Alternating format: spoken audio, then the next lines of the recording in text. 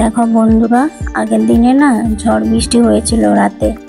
তো আজ হচ্ছে বৈশাখ মাসের প্রথম দিন। তো শুভ নববর্ষ, সবাইকে জানাই শুভ নববর্ষের আন্তরিক প্রীতি শুভেচ্ছা। তো দেখো বৃষ্টি হয়েছিল, আবার আজকে না সকালে মেঘ করে রেখেছে। আকাশটা দেখছো, মেঘটা যে মুখ ভার করে রেখেছে যে না আবার বৃষ্টি আসবে। তো আকাশটা দেখিয়ে দিচ্ছে, আর যে সকালে দেখিয়ে দিচ্ছে উঠোনটা একটু পরিস্থিতি হয়েছে। দেখো ঝড় বৃষ্টিতে এখনো উঠোনও ভিজে রয়েছে। আর দেখি ঝড়ের মধ্যে আম পাই নাকি। তো রাতে ঝড় হয়েছিল, সেই জন্য দেখছি, ওই দেখো আম পেয়ে গেছি। আমটা পেলাম, দেখে দেখো আমটা ফেটে গেছে। আসলে গাছটা তো উঠোনের পাশে রয়েছে না, আম যেগুলো পড়ছে তো আমগুলো ফেটে যাচ্ছে। আর এবছর আম গাছে সেরকম আম হয়নি, তো সেই জন্যে আমটা পড়লে ফেটে যাবে। মাটি থাকলে সেখানে পড়লে হয়তো আম ফাটতো না।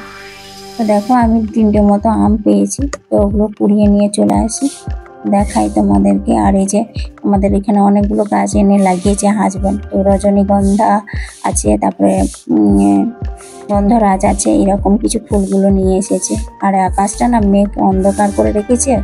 আজকে ভাবছি যে কি করে সংসারের এই আশেপাশে কাজগুলো করবো বলো তো। আবার যদি বৃষ্টি নেমে যায় তাহলে সেই ছাতা মাথায় নিয়ে কাজ করতে হবে। আর আজকে অনেকটাই কাজের চাপ, যেহেতু বছরের প্রথম দিন, একটু পুজো পাঠও করতে হবে, তাই জন্যই।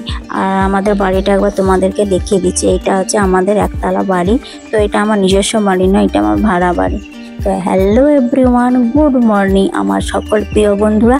তোমরা সবাই কেমন আছো? আশা করছি যে যেখান থেকে আমার এই ভিডিওটা দেখছো, কাছে এবং দূরে, সবাই ভালো আছো, সুস্থ আছো। আমিও বেশ ভালো আছি। আমি সবিতা নতুন দিনে নতুন আরেকটা ভিডিও নিয়ে চলে এসেছি। আশা করছি আজকের ভিডিওটা বেশ ভালো লাগবে। তো চলো বন্ধুরা, এখান থেকে আমি ভিডিওটা স্টার্ট করছি। তো দেখতে পাচ্ছ ঝড় বৃষ্টির জন্য উঠোনটাতে একবারে নোংরা করে দিয়েছে। সেই জন্য ঝাড়ু হাতে চলে এসেছি এখন উঠোনটা পরিষ্কার করতে। আর আজকে এত পাতা টাতা পড়েছে, উঠোনটা পরিষ্কার করতে কিন্তু আমার অনেকটাই সময় লেগে যাবে। তো যাই হোক, এই যে উঠোনটা পরিষ্কার করে নিচ্ছি, আনাচে কানাচে চারিদিকে পরিষ্কার পরিচ্ছন্ন করে নিতে। আজকে বছরে যেহেতু প্রথম দিন, সেই জন্য বলে না পরিষ্কার পরিচ্ছন্নতাই হলো মা লক্ষ্মীর বাস। সেই জন্য প্রত্যেক দিনের মতো আমি যেমন ঘুম থেকে উঠি 5:30টায়, তো ঘুম থেকে উঠে উঠোনে এসে দেখেছি যে ঝড় হয়েছিল, তো এত গাছে পাতা টাতা পড়েছে। তো সেই জন্য এই নোংরা হয়ে থাকলে উঠোন বলে যে কোনো জায়গা নোংরা হয়ে থাকলে আমার মনটা অস্থির হয়ে ওঠে যে কখন আমি পরিষ্কার পরিচ্ছন্ন করি। তো সেই জন্যই পরিষ্কার করে নিচ্ছি আনাচে। আর সেই ঝাড় দিতে দিতে দেখতে পাচ্ছ বন্ধুরা বৃষ্টি নেমে গেছে। তো ছাতা মাথায় নিয়ে এখন কাজগুলো করে নিচ্ছি, যে ঝাড়টা দিয়ে নিচ্ছি। আর বৃষ্টি তো হতেই থাকছে। বৃষ্টি যদি জন্য আমি যদি না কাজ করে বসে থাকি তাহলে আমার এই সংসারের কাজগুলো করতে দেরি হয়ে যাবে। তো একা হাতে সংসারের কাজ করছি, আশিপাশি সব কাজ করতে হয়। সেই জন্য ঝড় হোক বৃষ্টি হোক, সে আমাদের সংসারের কাজ আমাদেরকে করতে হবে, প্রত্যেকটা গৃহিণীদের তাই। তো ঝড় বৃষ্টি বলে আমাদের কাছে কোনো কিছু নেই, কোনো কিছু পরোয়া না করে সংসারের সমস্ত কাজ করতে হবে।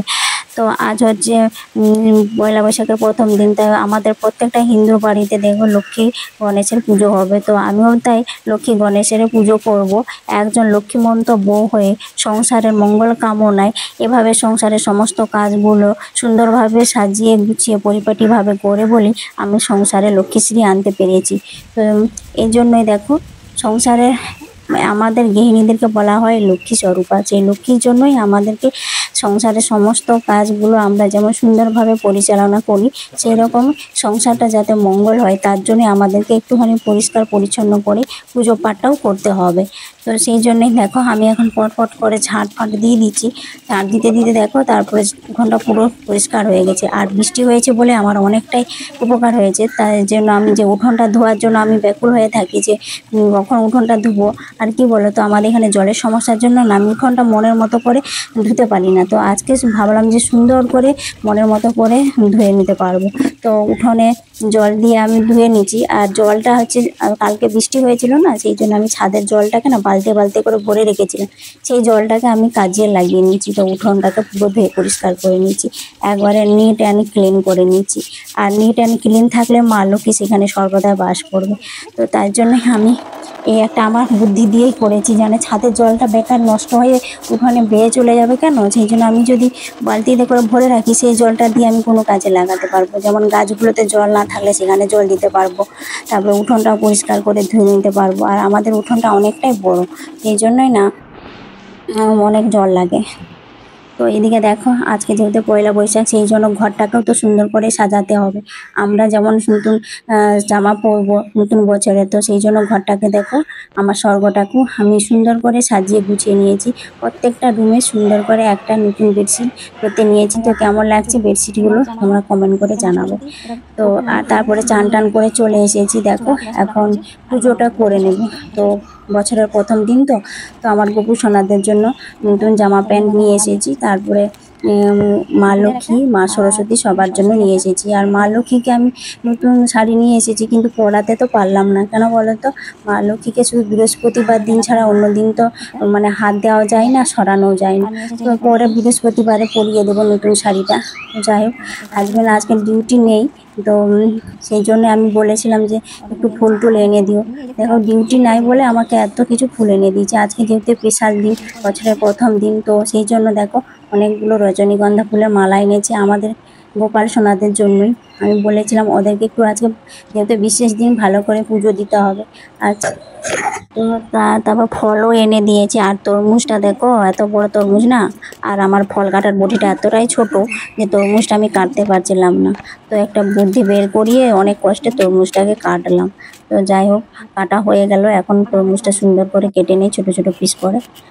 তো আমাদের মতো এই যে সংসারে গৃহিণীদের দেখবে সংসারের সবই কাজ, দেখেছো আমাকে একা হাতে সংসারে বাসি কাজগুলো করলাম, তারপরে একা হাতে ফল টল কেটে রেডি করছি। আজকে কি বলতো, ভগবান যেমন আমার কথাও রেখেছে, কিন্তু আজকে আমি আমার মেয়ের একটুখানি মানে আশাটাও পূরণ হলো না, আশাটাও ব্যর্থ হয়ে গেল। ও বলেছিল যে আজকে আমি মা সরস্বতীকে চান করিয়ে সুন্দর করে সাজিয়ে গুছিয়ে নেব, কিন্তু ওর কিন্তু আর করতে পারলো না। ওর যেমন যে মেয়েদের যেটা হয়, তো ও একটুখানি অসুস্থ হয়ে গেল, তো সেই জন্যই আর করতে পারলো না। সেটাই ওর মনটা ভেঙে গেছে, আমাকে বারে বারে বলছিল। আমি কি করব, আমি বললাম কি করবো বলো, ভগবান যেটা করে মঙ্গলের জন্যই করে, তো করার কিছু নেই, আমি করে নিচ্ছি। তো এদিকে দেখো আমি সুন্দর করে সাজিয়ে গুছিয়ে পুজোটা দিয়ে দিচ্ছি। তো আমার লক্ষ্মী গণেশকে আজকে চন্দ্রামৃত দিয়ে চান করে পুজো দিলাম। আমার লক্ষ্মী গণেশটা দেখতে পাচ্ছ, এটা হচ্ছে রূপোর।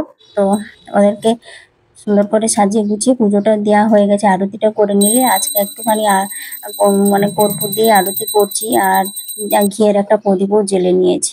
তো ঘিয়ের প্রদীপ জ্বাললে নাকি খুব ভালো সংসারের জন্য। আর এখন এই যে পুজো শেষ করে শঙ্খটা বাজিয়ে নিলে আমার পুজোটা শেষ হয়ে। আর জানো বন্ধুরা, আমার পুজো করতে কতটা টাইম লেগেছে, তো 11টা বেজে গেছে। 9টা থেকে বসেছি পুজো করতে, 11টা। নিজের হাতে একা সব কিছু করে সাজিয়ে গুছিয়ে করতে তো অনেকটাই দেরি। আর ঘরে পুজো করতে গেলে একটুখানি ধৈর্য সময় দিয়ে করতে হয়। তো এদিকে দেখো আমার লক্ষ্মী গণেশকে কেমন লাগছে কমেন্ট করে জানাবে। আর পদ্ম ফুলটা দিয়ে পুজো করলে মনটা সত্যিই ভালো লাগে, মনটা না আনন্দে ভরে যায়। তো আমি আমার লক্ষ্মী গণেশকে দিচ্ছি। মা লক্ষ্মীকে যেহেতু আমি সরাতে পারলাম না, মানে ছুঁয়েছি, তো ওকে অন্য জায়গা থেকে সরাতে পারিনি। তো তার জন্য ওকে একটুখানি গোলাপ জল আর ঘুরে দিয়ে মুখটা মুছিয়ে দিয়েছি। আর ঘটে পদ্ম ফুল দিলাম আর একটা মালা পরিয়ে দিয়েছি, সুন্দর করে মালাগুলো পরিয়ে দিয়েছি। আর আমার রাজপুত্রদেরকে দেখো কেমন লাগছে, তো রজনীগন্ধার মালা পরে একবারে মানে রাজকুমারের মতো লাগছে। আর ড্রেসগুলো সুন্দর ম্যাচিং ম্যাচিং করে দিয়েছি দুজনে। তো কেমন লাগছে আমার সোনাদেরকে সেটাও তোমরা কমেন্ট করে জানাবে। তো সবাই নতুন জামা পরেছে, আমরাও যেমন নতুন জামা পরেছি, আমার গোপাল সোনাটাও পরিয়েছি। আর আমার ঘরের যে আমার স্বর্গ, সেটাকেও আমি সুন্দর করে নতুন চাদর, নতুন বিছানার চাদর সবকিছু দিয়ে নতুন করে সাজিয়ে নিয়েছি। মনে হচ্ছে আজকে আমার সোনার সংসারটা মনে হচ্ছে যেন, আমার স্বর্গটাকে মনে হচ্ছে যেন নতুন একটা রূপ দিতে পেরেছি। তো এভাবে সংসারের সমস্ত কাজগুলি নিজে হাতে যদি করে, মনটাও যেমন শান্তিতে ভরে যায়। তো আর এই সংসারে যেমন লক্ষ্মীশ্রী যেন এভাবেই বজায় থাকতে পারে। তো এইদিকে দেখো অনেকটা বেলা হয়ে গেছে। আর হাজবেন্ড যেহেতু আজকে ডিউটি ছিল না, তো ও টিফিন খেয়েছে আর আমাদের জন্য টিফিনটাও এনে দিয়েছিল। তো লুচি পুরি এইসব এনে দিয়েছিল। তো মেয়ে খেয়েছে, আমি খাইনি। আমি বলছি অনেকটা বেলা হয়ে গেছে, আমি পরে খাবো, তো আগে রান্নাটা বসিয়ে দিই। আজকে আবার রান্না মটন এনেছে। হাজবেন্ড বললো যে অনেকদিন হলো মটন খাওয়া হয়নি, হাজবেন্ডের পছন্দের মটন নিয়ে এসেছে, মটনটাকে করে দিব। আর যে ঝোল ঝোল একটু পাতলা ঝোল করবো। আর মেয়ের পছন্দ বলেছে যে ও পোলাও খাবে, তো ওর জন্য পোলাও করে দেবো। আর মেয়ের পছন্দ পোলাও আর পনির, তো তোমরা সবাই জানো। তো পনিরটা নেই, আমি বললাম এই মটনটা দিয়ে খাবে। আর তোমার ওই আলু ভুজিয়া যেটা হয় করি আমি, তো সেটাই করিয়ে দেবো। তারপরে আবার মিষ্টি আছে, দই আছে, তো এটা দিয়ে খাওয়া হয়ে যাবে। তো এই যে রান্না বান্না করেছি আর সেদিনটা আমার, তো সেদিনের কাজ করতে আমার অনেকটা পরিশ্রম হয়ে গেছে, সেই জন্য শরীরটা একবার আর চলছিল না। তো আজমানকে খেতে দিয়েছিলাম, তারপর আমি তো খাইনি, একটু রেস্ট করছিলাম, তারপরে ওই 3টের সময় উঠে একটু খেলাম। আর এভাবে সংসারে সমস্ত কাজ আমি একা হাতে গুছিয়ে সাজিয়ে করি বলেই আমার সংসারে সর্বদা মা লক্ষ্মীর বাস রয়েছে। তো চলো বন্ধুরা, ভিডিওটা এখানেই শেষ করছি। কেমন লাগলো কমেন্ট করে জানাবে। সবাইকে টাটা, বাই।